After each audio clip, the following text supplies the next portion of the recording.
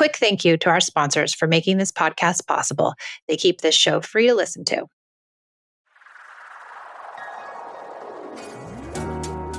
Hi, I'm Michelle, a mother of 2 teens. 13 years ago, I traded in punishments and rewards for connection. Now I prioritize relationship over behaviors, utilize play as a parenting tool, and set limits with empathy instead of consequences. Each week, I share my journey and interview clients, experts, and followers. Thanks for joining me on the Peace and Parenting podcast. I'm so glad you're here.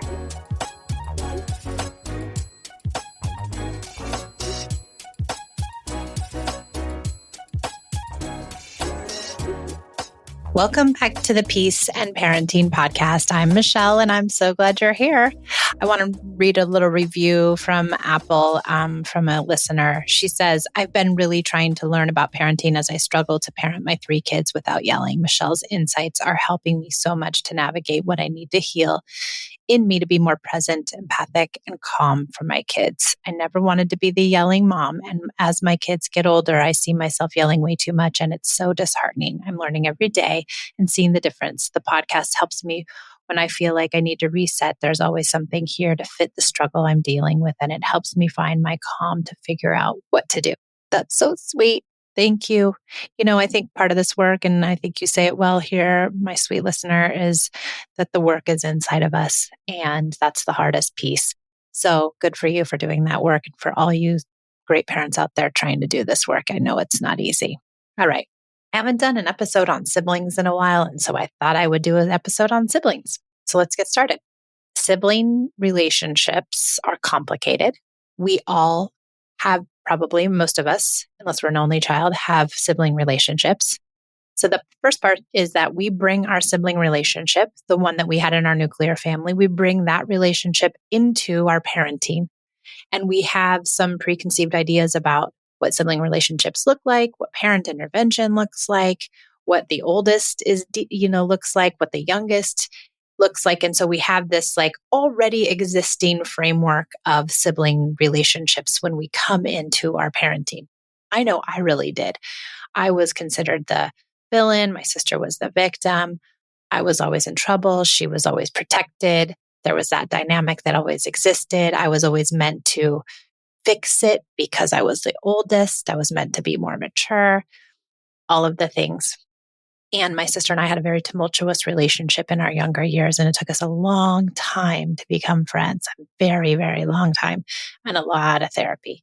And so when I came to parenting, my biggest fear, here I am, a sister, right? And I get 2 girls, I have the sisters. And so of course it starts to ping me, right? Trigger. I like to say ping, right? Just pings that button for me.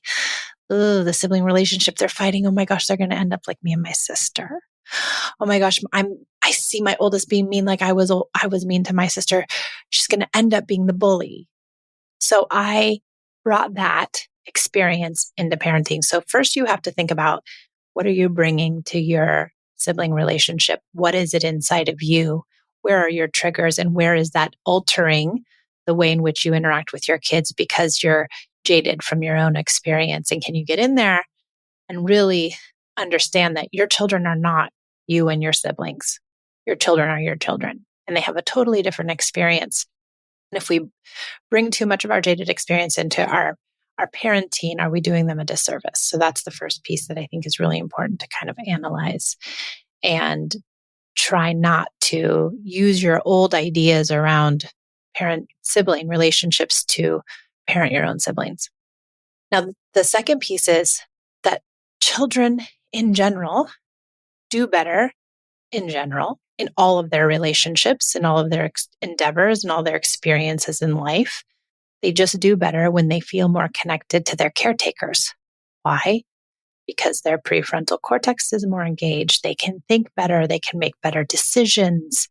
And if you feel better in general, and if you feel good when you have a deep bonded connection with your parent, you feel good, right? You feel secure.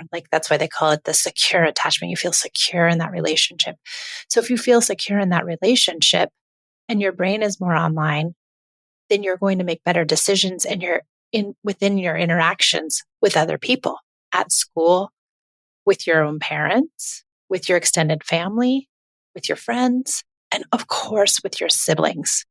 So each time you fortify the relationship you share with child A or child B or child C, you're also fortifying the relationships between child A and B, between child A and C, between child B and C. You're making their relationships better because your relationship is better. If your relationship is tattered, the connection is low, things aren't going well, your child doesn't do well. And of course, when they're not doing well, they're going to, depending on temperament, right? They're going to take it out on their sibling, or they're going to become the victim because they're going to withdraw, or who knows what because of their temperament, but it's going to wreak havoc. So having that fortified relationship, that bonded, connected relationship with each of your children helps the siblings. So each time you do special time, when you lead with empathy, when you come with play, you use the connection tools, your child does better. And when your child does better, then they also do better with their siblings because they're thinking better. They can compromise. They can share. They have more bandwidth. If they're coming with a full connection cup, then they're able to navigate the difficulties of relationships because they're feeling full and good. Does that make sense? If they come empty, without connection, in a tattered relationship where they're feeling uneasy about the connection that they share with their parent, that uneasiness wreaks havoc everywhere, right? It wreaks havoc in that sibling relationship too, because the child isn't doing well. And if they're not doing well, they're certainly not going to do well with their sibling. And I find that kids really take out their feelings, their dysregulation, their inability to be calm. They take out their frustrations, basically, on the people that they love the most, on the people who are closest to them. Why? Because they know those people are going to love them anyway. They're not fearful that those people will leave them. They're not fearful that those people will discard them. And that's most especially true of siblings, right? So if a child isn't doing well, one of the first places I would believe that they would take out their frustration is on their parents and their siblings, on their family. That's what we do, right? If we're having a hard time, we take it out on our sibling. We take it out on our spouse. We take it out on our close friends because they'll love us unconditionally. They'll love us no matter what. And so we end up taking out that dysregulation or that uneasiness or that difficulty managing our life. We take it out on the people around them. So if we look at sibling relationships in that way, then we can't really succumb to these ideas that your child is being mean on purpose to their sibling. They're antagonizing them on purpose. They might be antagonizing them. They might be chiding them, but there's a reason they're chiding them. And mostly those reasons come back to disconnection. So when we get the connection beefed up, when we get the connection flowing, then the sibling relationship starts to mend itself on its own. We're taking a break to hear from our sponsor so I can bring this podcast to you free of charge. You know what I don't miss at all? The vicious week before my period. I always used to feel like I was walking in quicksand and craving the most unhealthy of foods. My sleep was always off and my moods were unpredictable. Now it's easier to manage PMS with Estro Control. Happy Mammoth, the company that created Hormone Harmony, is dedicated to making women's lives easier. And that means using only science-backed ingredients that have been proven to work for women. They make no compromise when it comes to quality, and it shows. And the biggest benefit, feeling like myself again. That's what women mention over and over in their reviews. And there are over 14,000 reviews of Hormone Harmony.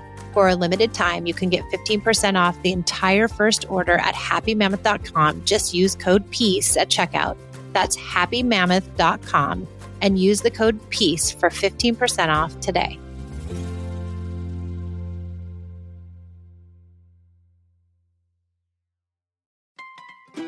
This episode is sponsored by ByHeart.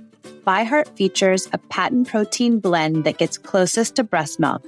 Their formula includes the most abundant protein, alpha-lac, found in breast milk, as well as lactoferrin, the number one protein found in colostrum. ByHeart is an easy-to-digest formula which includes prebiotics and an 80-20 whey to casein ratio like in early breast milk, making it great for a newborn's digestive system. ByHeart is the only U.S.-made infant formula made with certified clean ingredients, including organic, grass-fed, whole milk, not skim. What it doesn't have is soy, corn syrup, GMOs, or palm oil. Curious about ByHeart? Redeem your welcome offer at byheart.com/podcast. Use code PEACE for a limited time. Additional terms and conditions apply. Thanks for supporting our sponsors. Now back to the show. So that's one piece, or actually three pieces, really. Three pieces of the one piece. That's one overarching idea, right? Then this second overarching idea is that we often intervene with correction, punishment, belittlement, shame, because when we see one child hurt the other child in physical ways and in emotional ways, we get pinged, right? It stings. It hurts. It might hurt and go all the way back to a childhood wound, or it might just hurt because these are our babies and they're hurting each other and we don't like our babies to hurt each other. So stop hitting your sister. You can't do that. Look what you did to her. Oh my gosh. Look, she's crying now. You made her cry. How could you do that? You love your sister. She's the best thing in your life. I would say these things, but did they help? Didn't my daughter know she was doing something unkind? Didn't she know that she was hitting her sister or pushing her or being, of course she did. Kids are not dumb. They do not think that pushing and biting and kicking and hitting and teasing and annoying is right. They do not think that is right, but they're not doing well. And when we have those kids that are the botherer, right? I was the botherer. My Esme is the botherer.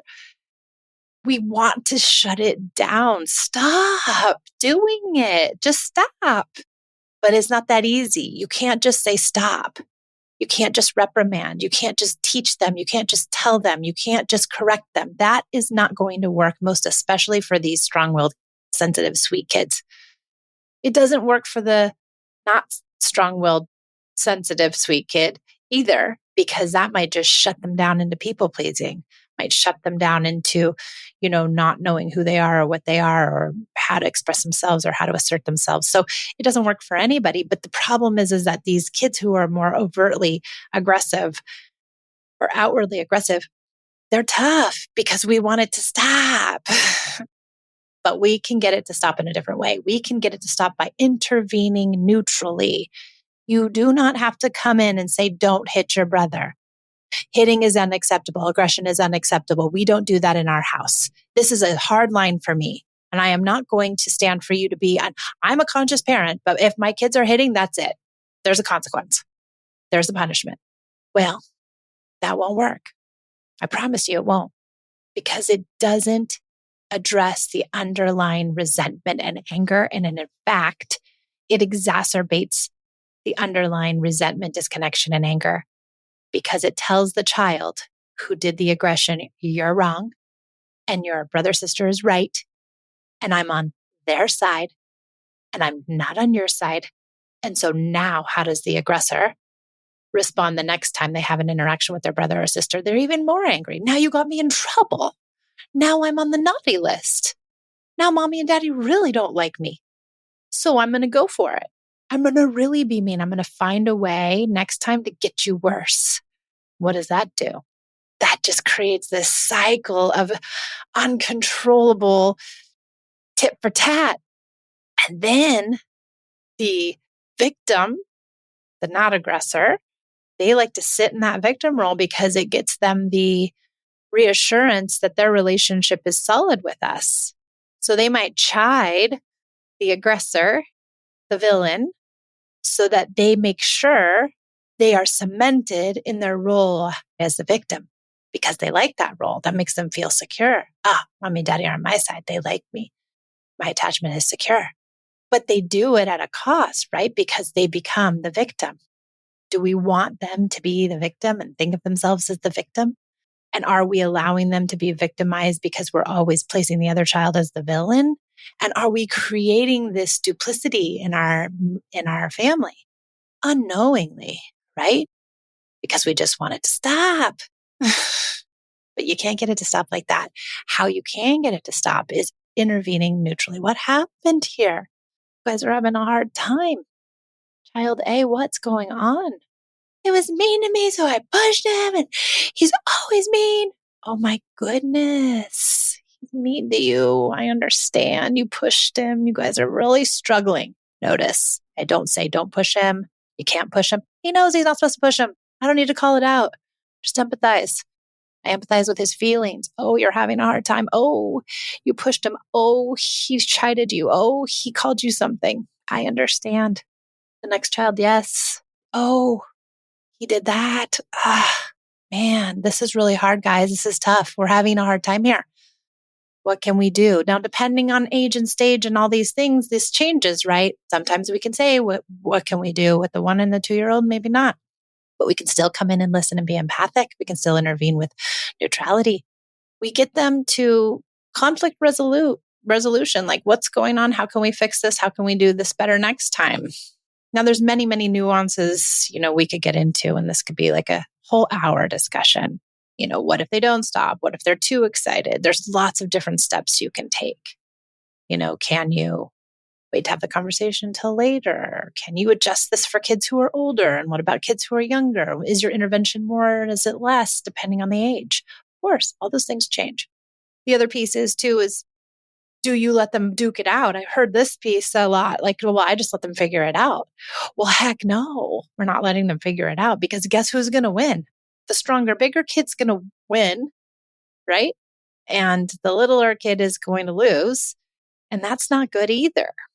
And maybe it isn't always the little or bigger. It could be just the verbally stronger child or the more verbally aggressive kid or the more outgoing kid. It could be, but one person will win and the other will lose. We don't want a winner and a loser. We don't want them to fight. So we come in and we make sure we are intervening with them. We don't let them duke it out. We don't even let it get too excited. We get in there immediately, as soon as we hear anything. This is not permissive parenting. It's very active parenting. I'm so sick of everyone saying it's permissive. Just let them do whatever they want. I'm sure nobody I'm talking to on this podcast says that, but I hear it all the time on stupid social media. The trolls, the trolls. It's permissive. You don't parent. You don't do anything. Like, wait, I don't do anything, but I do so much. It's just not the things that you think I should do. It's not the punishment. It's not the intervening with the, who's wrong and who's right. It's not the correction. That to me is not parenting and actually is lazy parenting. When we just come in and say, stop, that's lazy. That doesn't work. That's not thinking about people in a deeper, meaningful way, right? So let's say you had friends who were fighting. Would you just come into them and say, stop, guys? Girls, stop. You just have to stop. Or would you sit and try to think about what's happening here? Oh, she's mad because she talked to the boyfriend and the boyfriend was flirting with her. Oh boy, yeah, we got a thing here. We got something going on. We try to get to the deeper meaning, but why with children we just say, stop doing it? Maybe because it happens again and again and again and again. And we get sick of it. We're just like, stop. But if you take on these ideas of connecting with each of your children, not coming in with, punitive measures, not coming in with correction and coming in with connection instead, the connection piece is the empathy piece, right? And helping them problem solve, then they will decrease their fighting. Will it happen overnight? No. Will it happen all the time? No. But it will happen over time. And it will happen more often that they can get through it. Now my girls can argue a bit more and get to the bottom of things better, right? On their own a little bit. I always stay kind of like in the shadows, like, here I am. Because they're 18 and 15. And so I'm like, well, I'm here in case I need to jump in. But they can usually get to it without just being jerks to one another because we've done it 3 million times. I've come in and intervened. I've shown them how to do it. I've walked them through it. Oh, she doesn't like that. Okay, Esme, tell her you don't like that. Okay, Pia, you heard her. So she said she didn't like that. What's your response? Like, I've helped scaffold them, right? I've helped really get in there with them. This is not permissive parenting, once again. It takes work and time and effort. But guess what? Now I don't have to really intervene. They can do it on their own. And we've taught them an important lesson. We've taught them how to resolve conflict in a peaceful way, in a way where I can say my piece. I can say I'm upset about this, but I can also hear my person, my sibling in this case. It could be a partner, it could be a friend, it could be anyone. And it's, a better way to quote unquote fight. It's a better way to have conflict. It's not a place where you just, scream and yell at one another.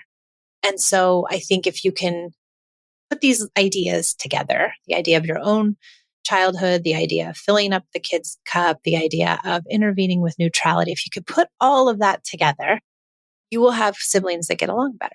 But it's an onion, right? And we can't just do one little piece of all this. We kind of have to do it all, fortunately, because we're growing a relationship and we're growing their relationship. So we've got, if you have two kids, you've got your relationship with each of your kids and then their relationship with each other. If you've got three, then you've got a whole nother, realm. Then you've got each of their relationships with one another and your relationship with your third. And if you have four, then so on and so forth. So of course it's complicated and it takes effort.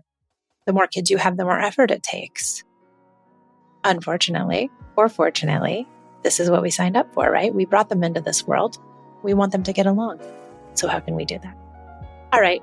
I hope this was helpful. Thanks for joining me on the Peace and Parenting podcast. And I hope you get some insights into how to help your siblings.